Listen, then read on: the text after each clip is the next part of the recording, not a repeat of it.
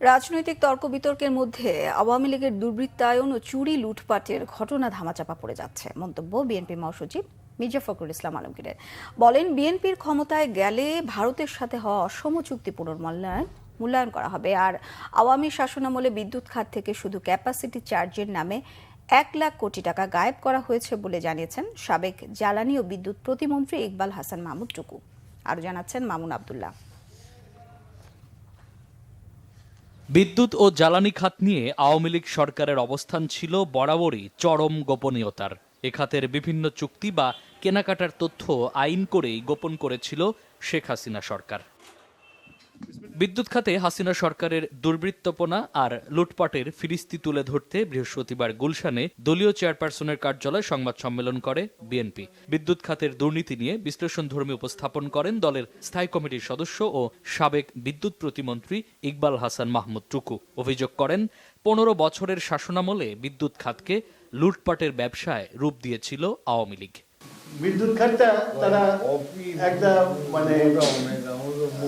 একটা ব্যবসার খাত বানিয়ে ফেলেছিল এবং তারা বুঝতে পেরেছিল এই খাত থেকে কুইক মানি বানানো যায় এবং কোনো হিসাব না দিয়ে। কারণ বিদ্যুৎটা তো হাওয়া, বিদ্যুৎ তো দেখা যায় না। এমন এই ক্যাপাসিটি চার্জ, এই ক্যাপাসিটি চার্জের কোন মেশিনের কত ক্যাপাসিটি, কে এটাকে আইডেন্টিফাই করেছে। তুলে ধরেন, শুধু বিদ্যুৎ খাত থেকে ক্যাপাসিটি চার্জের নামে 15 বছরে লুটপাট করা হয়েছে 1 লাখ কোটি টাকা। জানান, শুধু রূপপুর পারমাণবিক বিদ্যুৎ কেন্দ্র থেকেই পাচার হয়েছে $500 মিলিয়ন। 2008 থেকে 9, 2023 থেকে 24 ক্যাপাসিটি চার্জ পরিমাণ আপনারা গ্রাফটা দেখতে পারেন কিভাবে উপরে উঠে গেছে। 2008-9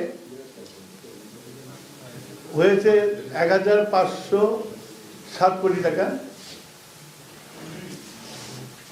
2011-12 হয়েছে 5000 কোটি টাকা,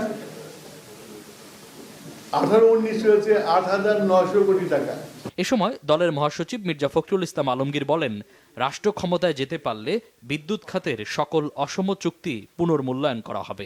রাজনৈতিক তর্ক বিতর্কে আপনার আওয়ামী লীগের যে দুর্বৃত্তায়ন, তাদের যে চুরি, তাদের যে আপনার লুটপাট, এটা কিন্তু আপনার নিচে পড়ে যাচ্ছে। পুরো বিষয়টি আমরা রিভিউ করব, আমরা বলেছি ইতিমধ্যে, এবং রিভিউ করে আমরা সেই হিসাবে যেটা প্রয়োজনীয় সে ব্যাপারে ব্যবস্থা নেব। মামুন আবদুল্লাহ, বাংলা ভিশন, ঢাকা।